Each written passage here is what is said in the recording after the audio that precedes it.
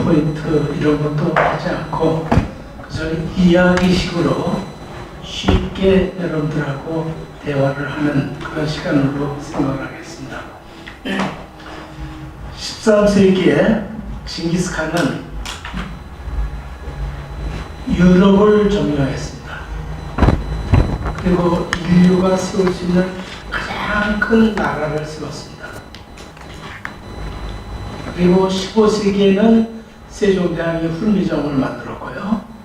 16세기에는 콜럼버스가 아메리카 대륙을 발견했습니다. 근데 제가 이렇게 얘기해도 여러분들 아무런 반응이 없어요. 거짓말이 여기 하나 들어있습니다.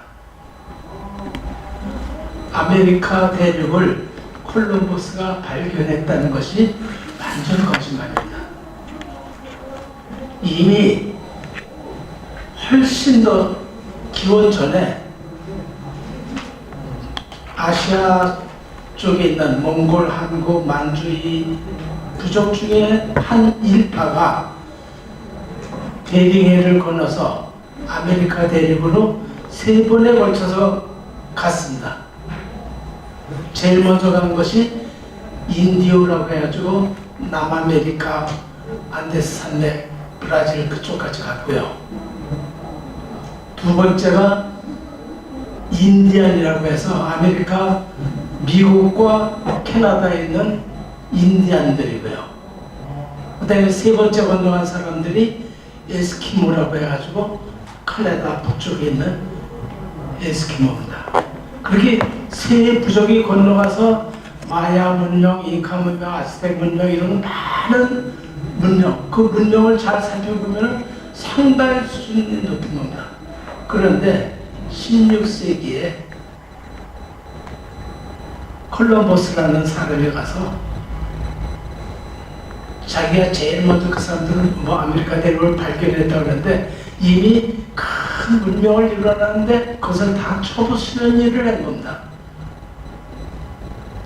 그것이 어떻게 아메리카 대륙을 발견한 거예요? 그다음에 해초가 인도 발견했다 그렇게 얘기해야 되잖아요. 훨씬 더 해초는 훨씬 더 우리 시대인데 우리가 가지고 있는 잣대로 이 세상을 보지 못하고 서양 사람들이 비추는 이 세상을 그대로 그냥 그게 정답인 것처럼 생각해요. 콜럼버스가 아메리카 대륙을 발견했다는 거 의심하는 사람들이 하나도 없잖아요. 우리들까지 보통 얘기할 때. 그건 말도 안 되는 겁니다. 마찬가지로 우리말로 학문하기도 모두 지금 우리가 서양 사람들이 해놓은 것 혹은 중국 사람들이 해놓은 것을 보고 우리는 그냥 따라가는 거예요. 그러다 보니까 우리 것이 없어요. 15세기에 세종대왕은 이 세계에서 비교할 수 없는 어마어마한 대단한 알파벳을 만들어냈어요. 제 글 속에 누가 어떻게 한 얘기도 있고 훨씬 더 많은 이야기들이 들어있으니까 그건 나중에 읽어보시고요. 제가 말씀드리고 싶은 것은 그렇게 커다란 대단한 보물을 우리에게 남겨주셨는데 우리는 그것을 저 뒷구석에 놔두고 있었어요. 그게 3,000 칼레트짜리 다이아몬드인지도 모르고 그래서 구리반지처럼 생각하고 돈 좀 뒀어요. 그런데 주시경 선생과 외소 선생이 비로소 이것이 보석이라는 걸 알고 갈고 닦아서 지금 우리들이 쓰고 있는 이 말글입니다. 만약에 지금 한글이 이렇게 없었다면 한자로 여러분들이 생활한다면 어떻을까요? 한자로 한다면 말도 못합니다. 한자로 이런 소통이 되겠어요? 그리고 한글이 나왔기 때문에 우리다워진 겁니다. 한국인이 한국인다워진 거예요. 저는 오늘 여러분들하고 저 훈민정음을 누가 만들었는지부터 얘기를 해보겠습니다.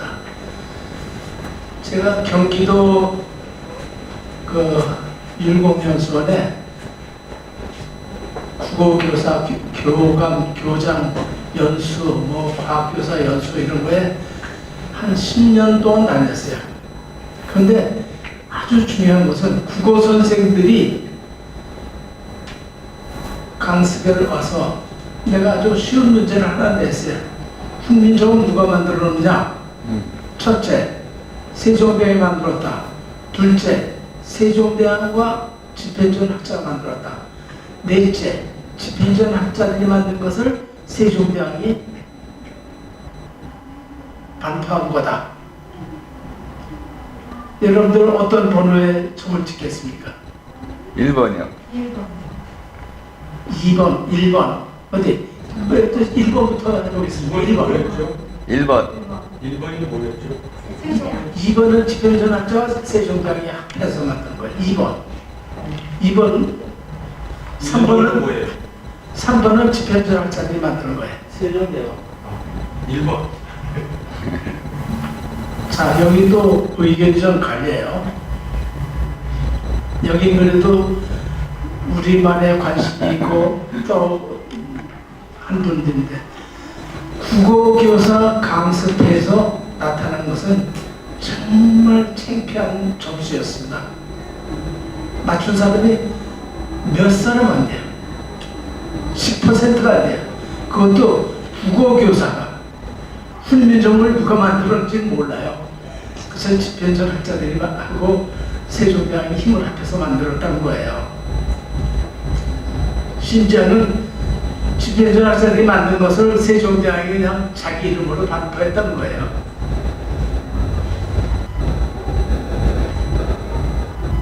그러니 국민들이 누가 훈민정음 만든 것을 알겠습니까? 국어 선생들까지도 모르네.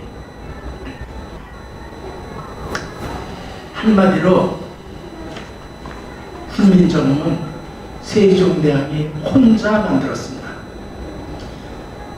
집현전은 어떤 기관이냐면은 제일 높은 사람이 최만리인데 부지학으로 최만리예요.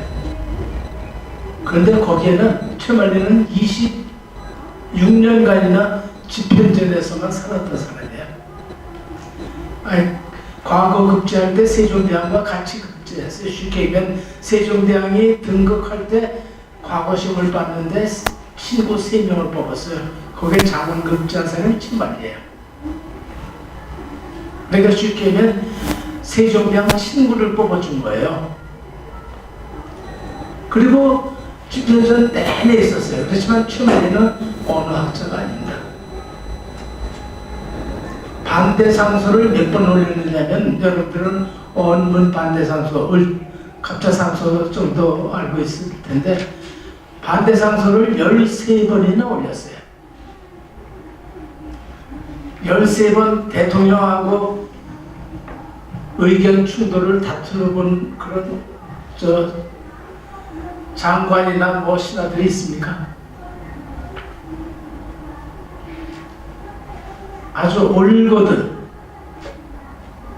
언론인이에요. 쉽게 얘기하면 언어학자가 아닙니다. 집현전의 언어학자라는 사람은 신숙주하고 성삼문밖에 없습니다. 최양도 아니고 신석조도 아니고 뭐 박평년도 아닙니다. 그런데 1443년에 훈민정음이 만들어졌어요. 그런데 1443년 2월 달에 신석주는 일본의 변효문의 서장관으로 일본에 파견됩니다. 가서 해동제국기라는 그런 책을 큰 걸 써요. 그리고 10월 달에 귀국합니다. 그런데 세종대왕은 그 해에 개해동, 개해년 겨울에 상친제 언문 28자라고 조선왕조실록에 기록되어 있습니다. 임금께서 친히 28절을 만들었다. 그것이 조선왕조실록에 기록되어 있는 거예요. 여러분들이 아는 바와 같이 조선왕조실록은 임금님의 하루하루 일을 모두 기록한 일기책입니다. 왕의 일기뿐만 아니라 경주에서 지진이 나다, 어디에서 큰 불이 났다, 뭐 별거 다 써요. 국가의 일기예요. 그것이 500년에 걸친 거고, 이것은 세계 어느 나라에도 없어요. 중국도 없습니다. 미국도 없고 서양도 없어요. 이런 기록은. 그래서 이것이 유네스코 기록에 등재된 거예요. 기록 인물로. 거기에 있는 것은 있는 사실을 그대로 쓰는 거예요. 세종대왕 때 있는 것을 그대로 썼는데 그걸 세종대왕도 못 봤어요. 못 보게 하는 거예요. 사초를 임금도 못 보게 해요. 그 연산군이 이걸 좀 들여다보려다가 거부당했죠. 그리고 세종대왕이 32년 가는데 세종대왕이 죽고 나서 사관들이 모여가지고 그것을 정리를 해요. 또 정권 권력과 아무 관계없는 사람들이 정리해요. 그래서 쓰는 것이 세종실록이 된 겁니다. 아주 굉장히 귀한, 또 세계에서 유일한 그런 기록이에요. 거기에 상친제 원문 28자라고 돼 있어요. 계해동. 근데 그 계해동을 잘 기억하시면은 신숙주가 그 당대 제일 가는 언학자인데, 신숙주가 만약에 신숙주에게 그걸 맡겼다면은 2월 달에 파견해서 일본에 10월 달에 오게 할 리가 없죠. 그에 겨울에 만들었다고 하는데 프로젝트를 세종대왕과 신숙주가 같이 했어야죠. 이치가 맞지 않아요. 고려신 시들이 신숙주의 문화에다 신숙주가 훈민정음을 다 만든 것처럼 어느 사람들이 얘기하니까 정말 그런 줄 알고 아주 고려신 시 사람들이 다 모여들었어요. 굉장히 많이 왔습니다. 청년다운 거였죠, 다. 근데 나는 신숙주는 만들지 않았다. 신숙주는 세종대왕이 만든 거를 정리한 것 뿐이다. 그 뒤 일을 정리했지, 신숙주의 그 아이디어로 훈민정음 창제된 게 아니다 했더니, 아주 굉장히 신숙주 의정부 저쪽에다가 큰 뭐도 하려고 그랬어요. 한글 창제 쪽으로. 네, 아니다 그랬어요, 나는. 이도주 교수라는 분은 그렇다. 신숙주가 했다. 신숙주가 한글에 아이디어를 냈다. 그런데 나는 바로 그 뒤에 아니다라고 얘기를 해가지고 크게 논쟁이 벌어졌고, 그렇지만 생각해보라 그랬어요. 세종대왕이 1443년에 만들었는데 그해 2월 달에 일본을 파견했고, 일본 가서 10월 달에 와가지고 해동제국기 이렇게 두꺼운 책을 썼는데, 한글을 어떻게 만드느냐. 혹시 여러분들 중에 한글을 누가 만들었다, 가림토문자니, 신대문자니, 여러 가지, 한 30여 가지 됩니다. 그런 학설을 지금도 주장하고, 그 인터넷에 보니까 정말 이상한 말 많이 나와요. 그거 현혹되면은 학문하는 사람이 아닙니다. 그거 그냥 옛날 얘기를 쓰세요. 그냥 소설을 쓰든지 드라마를 쓰든지 쓰세요. 그거는 학문하는 것에서는 세종대왕이 만드는 것 외에는 나올 수가 없습니다. 문창살 보고 만들었다, 일본 신대문자 보고 만들었다, 이거 다 거짓말입니다. 이것이 1442년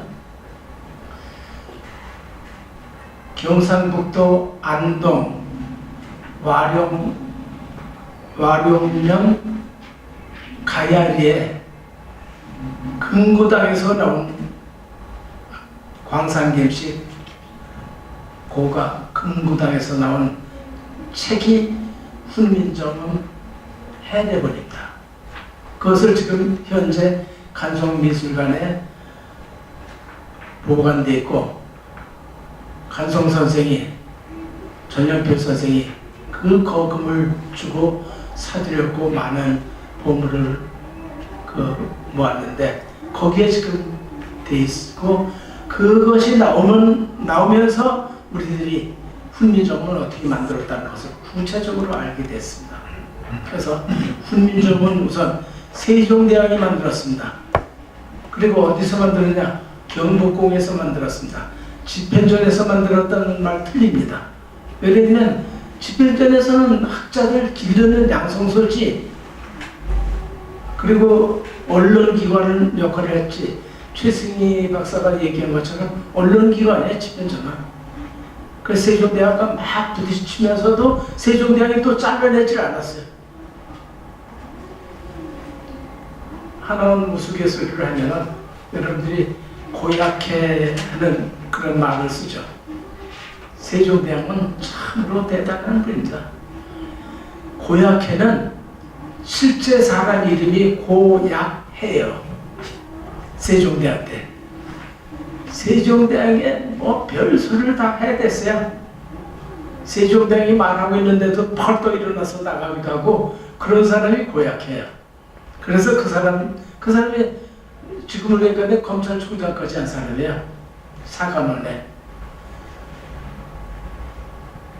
그런데도 고약해를 다 바른 소리 한다고 해서 붙잡았어요. 황희도 바른 소리 한다고 붙잡았고, 최만희도 붙잡았고, 다 그랬어요.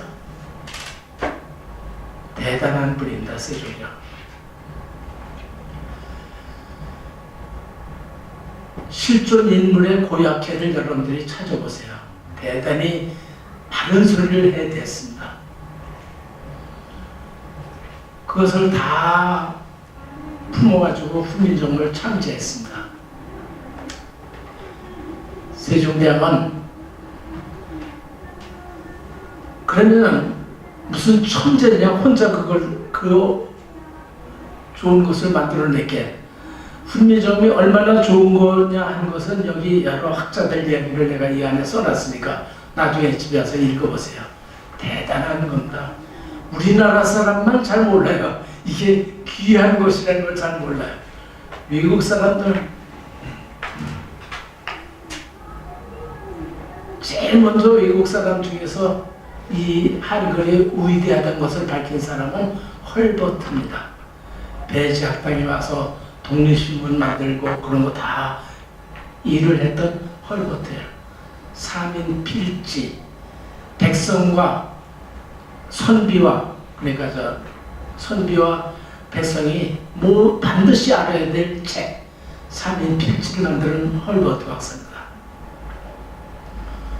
한글로 썼습니다. 그걸. 사민필지 대단한 거예요. 여러분들 헐버트 박사가 어떤 일을 했는지 한번 나중에 기억을 해주시기 바랍니다. 그 헐버트 박사는 한글이 아주 훌륭한 글자다. 이 세계에서 보기 드문 정말 큰 글자다라는 얘기를 했고, 이두나 뭐 이런 것들을 많이 연구했습니다. 거기에서 주시경 선생이 배우게 돼요. 주시경 선생이 배지학당에 2번 들어가는데요. 처음에 들어가서는 일반 공부를 했고, 그 다음에는 아예 만국 역사 지리를 공부하러 특별과에 들어가서 헐버트 박사의 그 지식을 얻게 됩니다. 그리고 결국 주시경을 보면 독립신문에 서재필 박사가 와서 독립신문인데, 독립신문도 사실은 헐버트 박사가 굉장히 큰 일을 했어요. 산문 출판사를 만들었습니다. 배지학당에. 산문 출판사라는 것은 기계를 인쇄 기계를 미국에서 들여왔어요. 그래서 인쇄 기계가 나왔기 때문에 바로 서재필 박사가 도착한 6개월 안에 독립신문이 나오는 거예요. 그러니까 인쇄기가 있으니까 신문이 나오죠. 인쇄기 없으면 어떻게 만듭니까? 그게 바로 헐버트 박사가 주시경을 데리고 서재필 박사하고 만들어낸 신문이 독립신문입니다. 그리고 우리나라를 위해서 독립운동을 미국 가서도 했고 여러 가지 일을 했습니다. 뭐 그것만 가지고도 얘기가 굉장히 많았는데 어떻든 훈민정음은 세종대왕이 친히 만들었고 그것을 주시경 선생과 최연배 선생이 다듬어서 우리가 지금 쓰는 이런 문법, 북한에서 쓰는 문법도 다 외솔 최연배 선생 문법 책입니다. 큰 범위 안에서. 그래서 그런 일을 한 것이 외솔 최연배 선생이고 그것을 보물로 우리가 알고 있는 것입니다. 그러면 왜 만들었느냐? 어떻게 만들었느냐? 이런 문제를 여러분들하고 얘기를 해보고 싶습니다. 세종대왕은 처음부터 훈민정음 만들려고 왕이 된 사람이 전혀 아닙니다. 훈민정음은 훈자도 모르고 생각도 안 했어요. 세종대왕은 무엇을 했느냐? 제일 먼저 생각한 것은 백성이 태평하게 살도록 노력을 했어요.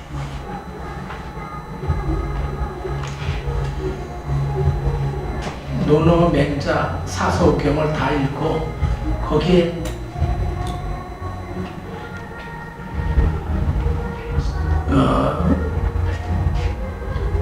사서오경 중에서도 특별히 주역이나 맹자 같은 데서 통치 철학을 배우게 돼요. 그래서 이 통치 철학이 바로 수신제가 치고평천합니다. 수신제가 내 몸을 닦는 거, 이것은 우리들도 다 하는 겁니다. 치고평천하는 왕이나 하는 거. 이제 수신제가고 치고평천하, 그 평천해서 뭘 하게 되는 거냐 이 말이에요. 왕이 돼서 뭘 하겠느냐. 지금 우리가 우리 이 시점에 생각해 봐야 될 문제입니다. 지금 검사나 변호사나 판사가 엉망인 사람들이죠. 그 사람들은 목표는 있었는데 목적이 없어요. 목표는 검사 되고 판사 되고 변호사 된 거예요. 근데 목표만 있으니까 검사가 됐다. 그러니까 죄 없는 놈 잡아다 죄 있다라고 막 만들어요. 검사가. 공안검사라는 거 되게 그런 짓을 했어요. 변호사, 죄 있는 놈 죄 없다고 만드는 거. 유전, 무전, 여러분들이 잘 알잖아요. 죄 있는 놈 죄 없다고 만드는 거. 난 롯데저 감옥살이 해야 될 거라고 봐요. 그런데 죄 없다고 그러잖아요. 그 돈이 있으니까. 죄 없다고 만들어 나가는 거예요. 아유, 우리 개인이 그만큼 이렇게 이동해서 썼으면 다 금방 돈 10만 원 그렇게 썼더라도 자고 들어가죠. 죄 있기 때문에, 돈이 있기 때문에 죄 없다고 만든 게 변호사예요. 판사도 마찬가지요. 그 사람들은 목적이 없었어요. 목표는 검사나 변호사, 판사 됐어요. 대구는 자기 출세를 위해서 쓴 거예요. 목적은 훌륭한 검사는, 모든 검사를 내가 폄하하고 그럴 거 아닙니다. 훌륭한 검사 있어요. 그 사람들은 죄 있는 놈을 찾아내요. 또 정말 억울한 사람 변호해준 판사도 있어요. 또 올바로 판단하는 판사도 많아요. 그런데 이제 내가 이렇게 심하게 얘기한 것은 지금 그런 판사, 검사, 변호사들이 우리 입에 오르내리기 때문에 지금 그렇게 좀 험하게 얘기한 것 뿐입니다. 좋은 검사, 판사, 변호사 있습니다. 그분들을 목적이 있어요. 억울한 사람 억울하지 않게 해주려고. 세종대왕의 목적이 왕이 되는 게 목적이 아니었습니다. 왕은 되고 치고 평천하는 했어요. 그 다음에 하고자 한 것이 뭐냐면 명덕을, 밝은 덕을 밝게 하는 것. 덕을 이 세상에 널리 두는 것. 어린 천광지곡 보면 알잖아요. 달이 온 천하를 비치는 것처럼 그렇게 천하를 덕으로 감싸려고, 사랑으로 감싸려고 했던 것이 세종대왕입니다. 세종대왕은 내가 과문해서 잘 모르는지 몰라도 이 세상에 세종대왕같이 백성을 극진히 사랑하는 임금이나 황제는 아무도 없습니다. 내가 아무리 유럽에서 찾아보려고 그러고 중국이나 동남아에서 찾아보려고 해도 없었어요. 그런 왕은 없었어요. 그런 황제는 없었습니다. 세종대왕은 이 지구상에서 정말로 백성을 사랑하는 그런 임금입니다. 지금 유럽의 덴마크나 저 네덜란드나 스웨덴이나 이런 쪽이 북구 쪽이 사회보장제도가 잘 되었다고 합니다. 그런데 세종대왕은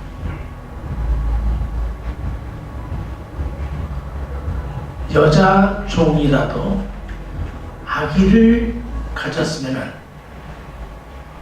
100일 동안 임신 휴가를 줬어요. 100일 동안을 줬어요.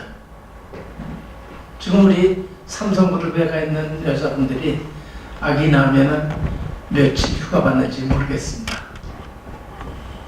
그뿐만 아니라 그 남편에게도 30일 동안 유급 휴가를 줬어요. 유급 휴가입니다. 그것이 세종실록에 한 번 기록된 게 아니에요. 여러 차례 기록됐어요. 그뿐만 아니라 노약자, 고아, 지체부자와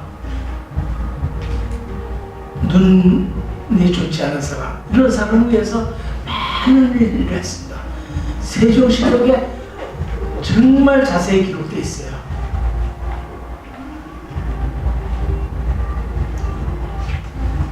그러니까 백성을 무척 사랑한 임금 세종대왕을 우리는 기억을 해야 됩니다.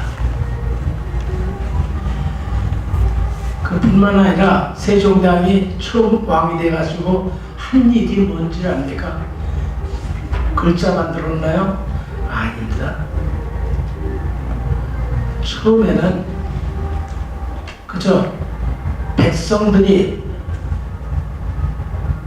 배불리 먹고 따뜻하게 잠자는 것, 이것을 생각했어요. 그래서 경제를 생각했습니다. 15세기의 경제의 근본이 뭡니까? 농자예요. 농사 짓는 것. 농자 초나지 대본이에요. 농사가 경제의 근본이었어요. 그래서 배불리 먹고 사는 것이 백성들이 가장 행복하게 생각하는 거예요. 무슨 제도, 개혁 그거 아무 소용없는 거예요. 배불리 먹고 살아야 돼요. 그리고 국방이 튼튼해야 돼요.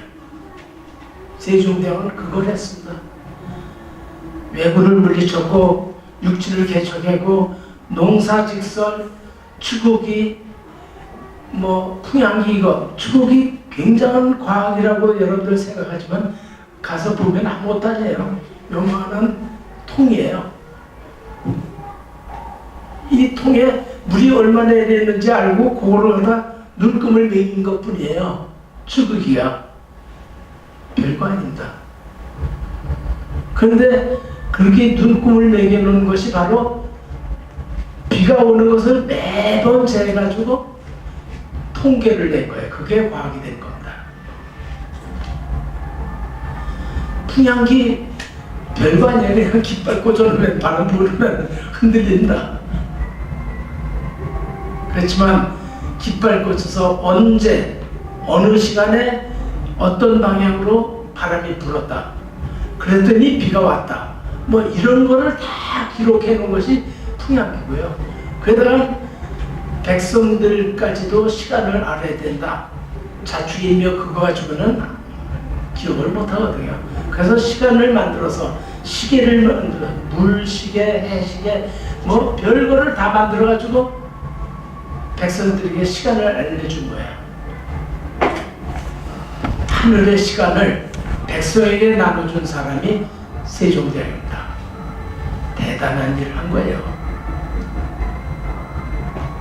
그러니까 과학이 되죠. 이제 시간을 지키니까 과학이 되잖아요. 약속했는데 그 시간을 안 지키니까 되면 약속이 어그러집니다. 그처럼 세종대왕은 과학을 통해서 나중에 어디까지 가느냐면 하늘의 별자리를 연 거예요. 별자리를 왜 연구하느냐? 그것이 바로 농사 비가 오고 그런 거에 지대한 영향을 끼친단 말이죠. 은하수가 어떨 때는 그 이듬해 가물더라. 이런 것이 통계가 나온 거예요. 여기 이명박 대통령이 청계천 이렇게 만들었는데 그때 좀 조사해 달라가지고 한번 조사를 했더니 잘못된 데가 있어요. 청계천에 그 수표교가 있는데 거기에 수표를 뭐라고 해설을 했느냐면 물의 깊이를 재는 막대라고 설명을 해놨어요. 수표는 그런 게 아닙니다. 물의 깊이를 재는 게 아니라 물이 얼마나 넘치나를 재는 거예요. 한강이 비가 많이 와가지고 넘치면은 이 청계천에 어디까지 오르는지 그거를 재는 거예요. 어디 넘으면은 이게 큰 홍수가 나겠구나 이렇게 되는 거. 그게 수표인데 그렇게 잘못해서 고쳤습니다. 그 수표도 바로 그렇게 농사와 관계해서 만든 거고. 그러면 어떻게 천문학자가 되느냐? 세종대왕이 무슨 천재냐? 물론 천재입니다. 그래도 천문학자까지 되는 건 좀 이상하잖아요. 그 당대에 그 200년 전에 원나라의 곽수경, 몽골의 곽수경이 세계적인 천문학자예요. 곽수경. 그런데 그 200년 후에 세종대왕이 세계적인 천문학자예요. 유럽에 없었습니다. 천문학자가. 왜 없었느냐고요? 별이나 달 같은 거 모두 하나님이 그냥 만드는 거예요. 중세 암흑기입니다. 모두 하나님에게 다 덮여버려요. 그런데 몽골이 13세기에 아라비아까지 가서 천문대를 뜯어오죠. 그래서 국경이 설치한다. 그런데 명나라 때가 되니까 명나라 남경에 있던 명나라가 이제 그 북경으로 와서 자리 잡다 보니까 이 별자리가 하나도 안 맞거든요. 그래서 다 없애버렸어요. 그런데 원나라 때 곽수경을 통해서 고려에 천문학이 들어와요. 물론 신라 때 뭐 고구려 때 천문학, 우리의 천문학이 있었어요. 근데 서양 거하고 아라비아 거하고 합쳐져가지고 새로운 천문학이 나온 게 세종조예요.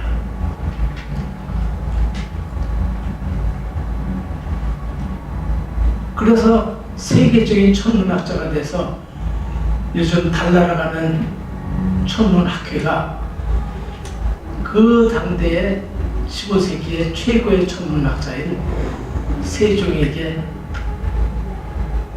세종별을 명명했어요. 그래서 나폴레옹 별은 없어도 지금 알렉산더 별도 없어요. 그런데 세종별은 있습니다. 그래. 그런 천문학자입니다. 그 다음에 세종대왕이 하고 싶었던 것이 뭐냐? 국방을 했죠. 배불리 먹고 살게 했죠. 그게 완벽한 건 아니지만 그 다음에 백성을 더욱 편하게 만들어야 백성 사랑이 펼쳐진 거예요. 명명덕하는 겁니다. 그래서 세종대왕은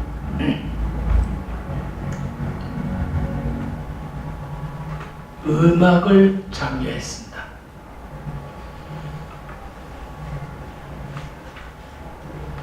중국의 음악과 우리 음악을 정리를 했어요. 당악과 아악을 정리했어요.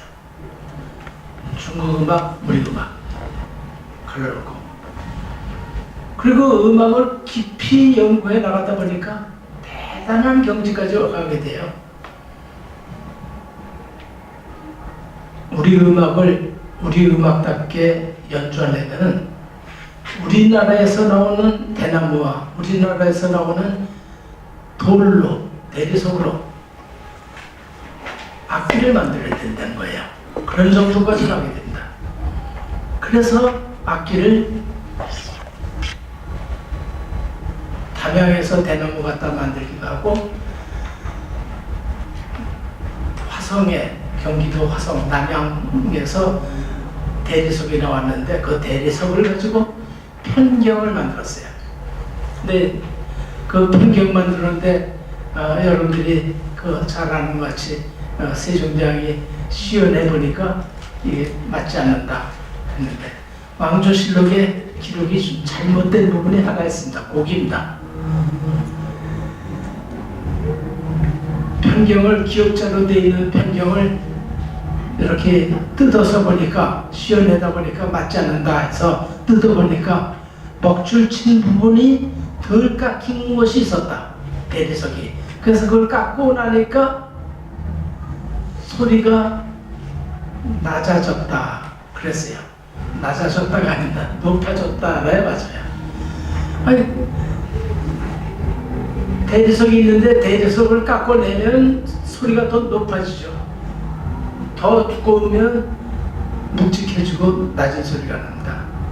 그것이 왕조실록에는 잘못 기록되어 있어요.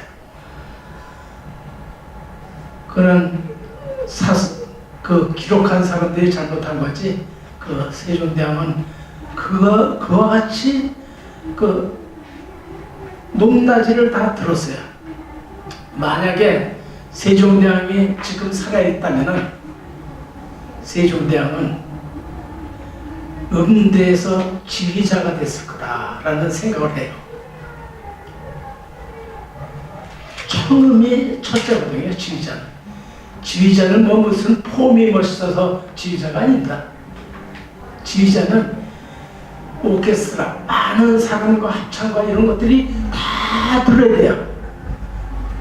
그리고 어느 때 무슨 악기가 나가고 무슨 음이 나가고 해야 되는 건데, 그거 하려면 그냥 사람들을 아주 들볶음다. 여러분들 지휘자 성격 한번 개인적으로 만나보셨는지 몰라요.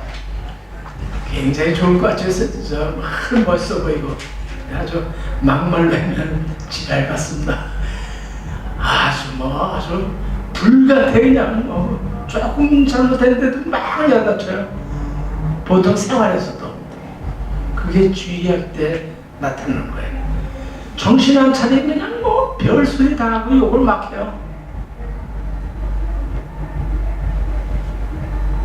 청음을 해가지고 제때 제 소리가 나오지 않는데 뭐 안 나오면 그냥 여자한테도 그냥 쌍소리도 해가면서 막 하는 진짜를 나는 봤습니다. 청음이 그렇게 중요한 거예요. 근데 세종대왕은 그렇게 처음 했고, 나중에 악기를 작곡을 하는데 여민락 같은 거라든지, 그러면서 세종대왕은 나쁜 음악을 마음에 들으면 나쁜 마음이 생기고, 좋은 음악을 들으면 좋은 마음이 생기고, 좋은 마음이 생겨야 좋은 정치가 이루어진다. 그렇게 얘기를 했어요. 여자분들이 아기를 가졌을 때 싸이가 부르는 그런 뭐 강남 스타일 같은 거 들려주면 어떤 아이가 나올까요? 그래서 명상에 잠기는 조용한 음악을 듣게 하는 것이 태교 음악입니다. 세종대왕은 그것을 믿었어요. 그리고 그것을 실천하려고 또 음악은 그렇게 백성을 순화시키는 것뿐만 아니라 왕에게 돌아가신 선조들에게 제사 지낼 때 종묘악으로 필요했기 때문에 음악을 중시 여겼습니다. 거기서 중요한 내용이 있는데 풍토를 한번 기억해 주세요. 풍, 바람 소리다. 토는 흙입니다. 전라도 말소리나 충청도 말소리가 같지가 않습니다. 경상도 말소리가 달라요. 왜 다르냐면은 충청도는 저 서산 저런 데 가면 마지막한 산으로 이렇게 해요. 그냥 급할 것도 없어요. 그래서 충청도 사람들은 이렇게 천천히 말을 하는 거라고 보여집니다. 경상도 사람들 목소리가 크잖아요. 그거 크게 말하지 않으면 안 들려요. 바람 소리 때문에.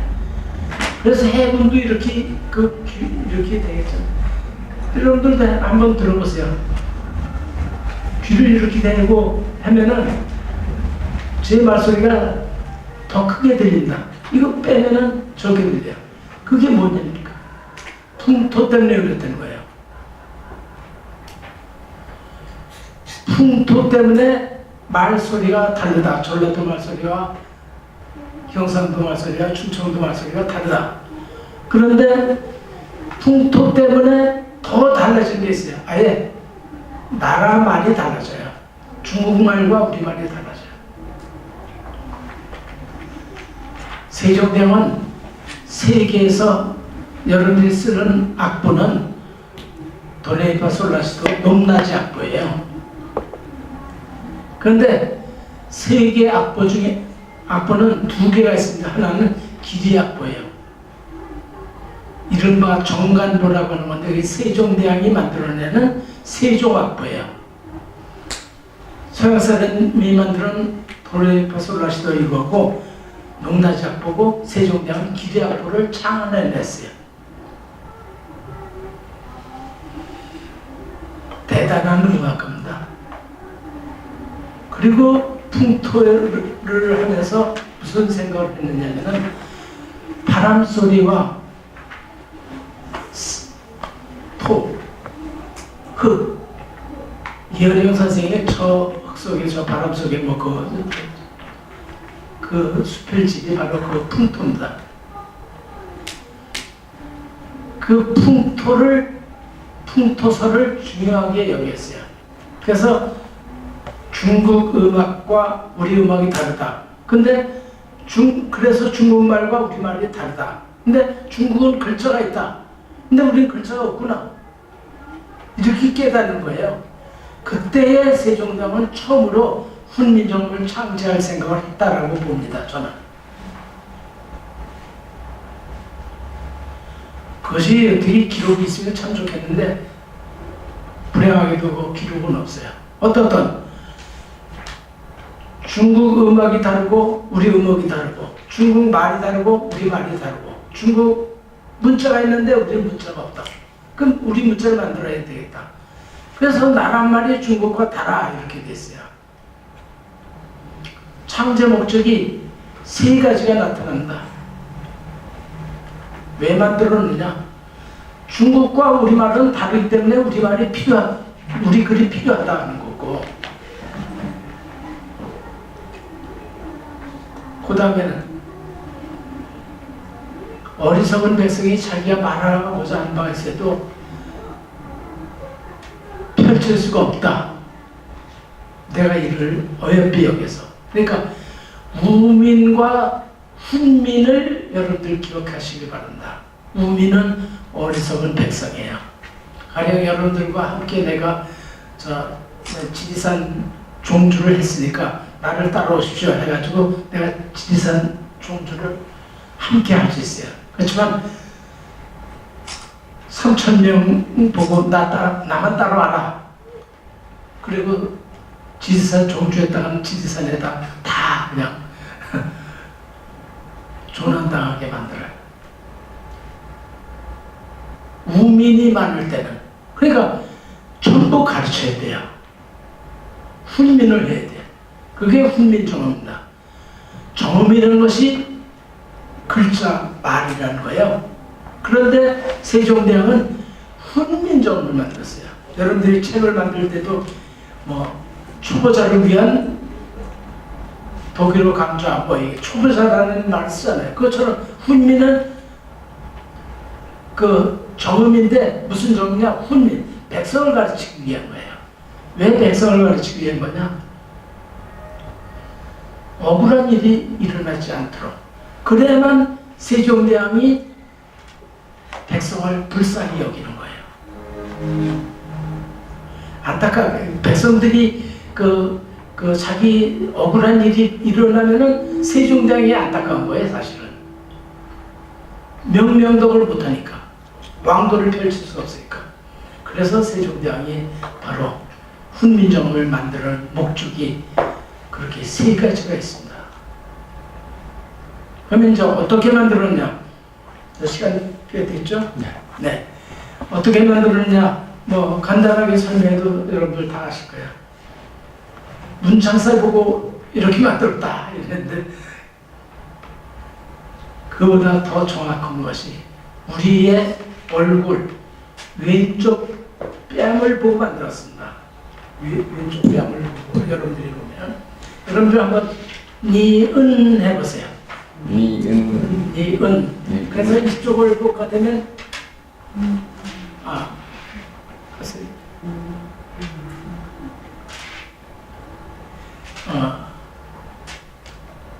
어떻게 되나요? 오른쪽. 니은 이렇게죠? 니은 왼쪽 이렇게 되죠. 미안합니다. 지금 정신이 없어가지고. 여러분들이 니은 할 때 혀끝이 어디가 있는지 한번 기억해 보세요. 니은.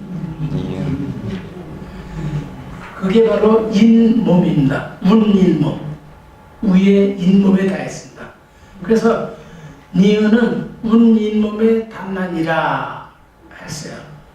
닿는 형상을 닿는 것이다. 그것이 니은이 돼요. 그래서 이것을 직선화시키면 니은이 되는 겁니다. 그러니까 여러분들이 보았을 때 그 뺨을 가지고 쓰면 그래서 여기 나와 있는 것을 보게 되면 아음은 어금니 소리, 설음은 입술 소리, 후음은 목구멍 소리, 니은은 설음, 혀소리. 이와 같이 그것을 직선화시켜서 만들었어요. 음양 오행이라고 했는데 오행에 해당된 건 아설술치 후 오행으로 만들었어요. 근데 사실은 세종대왕이 그렇게 얘기했어요. 그건 뭐 특별히 있는 것을 한 게 아니라 그냥 내가 있는 것을 자연에서 그 소리를 찾아냈을 뿐이다 그랬어요. 그래서 세종대왕이 아주 뛰어난 천재성을 알게 되는데 자음을 만들 때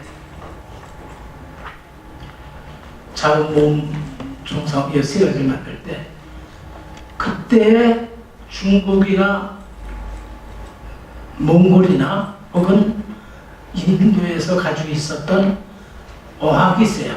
파사파무자든 산스크리트든 이런 것들을 다 가지고 있어요. 소리를 분석했어요. 위그르 문자까지 분석했으니까 세종대왕은 그때의 모음 자음 이렇게 둘로 갈라지는 것까지는 다 했어요. 또 세술로도 갈라지는 걸 알아요. 근데 그것을 그냥 둘이라고만 얘기했어요. 예를 들어서 인공군주할 때 군 하면은 기역은 성모고 이것은 운모라고 성모와 운모 두 가지로 갈랐어요.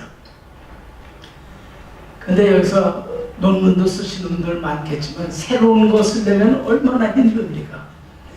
온 세상 사람이 둘이다 그래도 얘기할 때 세종대왕은 아니다, 셋이다 했어요. 초성, 중성, 운은 우와 년으로 갈라진다. 그래서 중성, 정성 이렇게 셋으로 갈라진다. 둘이다 했는데 셋이다 라고 하는 것이 세종대왕입니다. 여러분들이 지금 보면 뭐 별거 아닌 것 같죠. 그렇지만 그때는 모든 사람이 두 개다라고 그랬는데 셋이다라고 얘기하는 사람이 세종대왕밖에 없었던 거예요. 우리나라 학자나 중국 학자나 아무도 셋이라고 한 사람이 없는데 오직 세종대왕만 셋이다 그랬어요. 그래서 운을 초성, 기역, 중성, 우, 종성, 년 그래서 군 이렇게 만들었어요. 그래서 초성을 만들었죠. 그다음에 이제 중성 만들면 돼요. 중성은 음양. 여기엔 정말 철학이 들어가 있습니다. 태초에 말씀이 있었다 할 때 그 말씀인지 혹은 도, 장자 그런 뜻을 얘기하는 도 이건지 문제 하나 있어요. 그걸 갖다 점이라고 했어요. 그리고 점을 쭉 연결시킨 것이 기하학의 기초 선예, 의가 됩니다. 그리고 점은 가벼운 것이니까 하늘이 되고 땅이 돼서 양성, 음성이 돼요. 그리고 음성, 의를 갖다가 직선을 세워놓으면 그게 중성이에요. 사람의 이의가 된 겁니다. 그리고 우리는 공수대 공수거 하는데 사람은 죽으면은 한 줌의 흙이 된다. 한 줌의 흙을 생기를 불어넣으니 사람이 된다고 하는 철학이에요. 그래서 태어날 때나 요즘에 뭐 흙수저 뭐 금수저 하는데 흙수저 금수저가 어디 있습니까? 다 똑같은 흙이 되는 거예요. 날 때도 그냥 똑같이 태어나는 거예요. 주머니 달린 옷을 안 입고 태어나요. 태어날 때. 또 죽을 때도 주머니 안 달린 옷을 입고 죽어요. 영화복과 수의. 그런데 의와 이 속에는 바로 그런 철학이 들어있어요.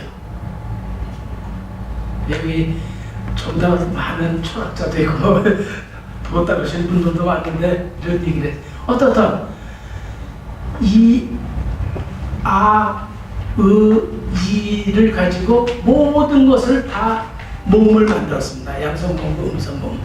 위에 두 개 붙으면은 요가 되고 밑에 두 개 붙으면 유가 되고 왼쪽에 두 개 붙으면 여가 되고 오른쪽에 두 개 붙으면 야가 되고 음성 양성이 그냥 금방 싹 갈라져요.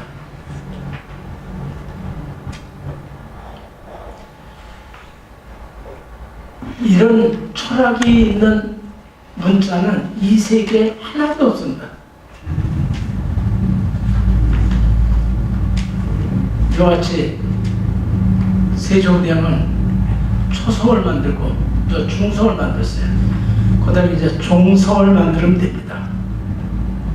근데 가령 국이라는 글자를 한번 보세요. 밥이라는 글자를 한번 보세요. 밥. 비읍이 두 개 있는데 바 할 때 첫 번째 비읍과 앞 할 때 비읍이 입 모양이 달라요.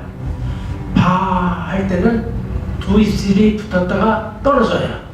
바. 근데 바 앞 할 때는 밥 할 때는 두 입술이 붙어요. 내파음, 외파음으로 소리가 전혀 다릅니다. 세종대왕은 별소리를 다 구별했어요.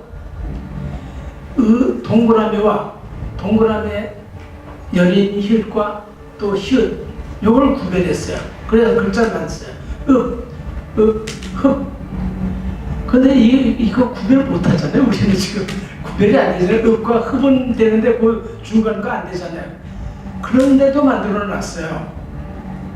그런데 바 할 때 비읍과 앞 할 때 비읍이 같다고요? 같지 않은 글자입니다. 그럼 달리 만들어 있어야 돼요. 소리가 다른데 달리 만들죠. 예를 들어서 국이라는 글자가 기역이 있고 밑에 기역이 있다면 아예 기역을 이렇게 하는 방법도 있어요. 이렇게 하지 않고. 그런데 왜 똑같은 기역을 초성이나 종성이나 똑같이 썼느냐? 이것이 또 세종대왕의 아주 위대한 점입니다. 서양학자들도 이거 보고 깜짝 놀래요. 내가 훈민정음 이 해례본 가지고 설명해 주니까요. 감탄하고 놀랍니다. 얼마나 놀라는지 내가 이 본문에 있으니까 여러분들 한번 읽어보세요. 이 연결해 나가는 방법이 매끄럽고 간결하고 아주 대단한 정말 천재라는 거예요. 초성을 그대로 종성에 쓴다. 초성, 부영, 초성, 종성, 부영, 초성 그렇게 됐어요. 종성은 초성을 다시 쓴다. 종성, 부영, 초성.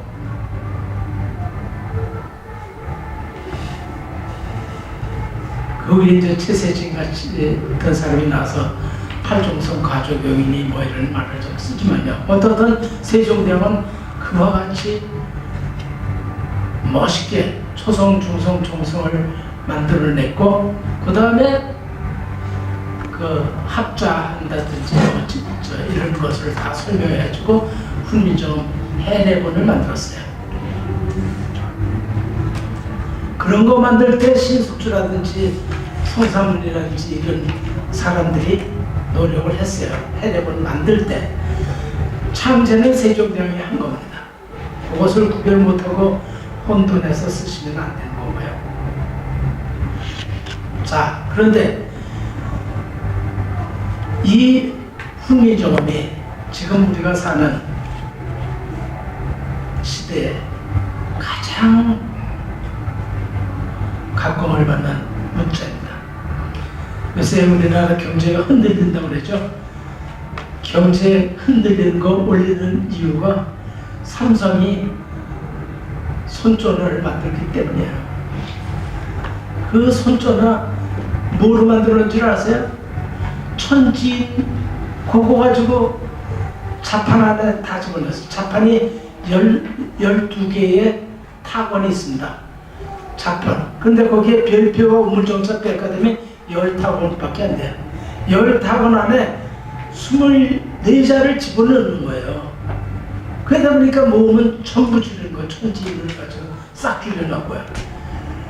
LG는 천지인 그거를 그냥 적당하게 줄였지만 가획 원칙, 시옷에다가 가획하면 지읒이 되고 가획하면 치읒이 되는 그런 가획 원칙 가지고 LG가 만들었어요. 삼성과 LG가 우리를 먹여 살린 거예요. 근데 그것은 바로 한글, 훈민정음 창제 원리 그걸 가지고 만든 거고 우리가 지금 쓰고 있는 이 선전화가 바로 세종대왕이 만들어준 거라고 보면 됩니다. 그리고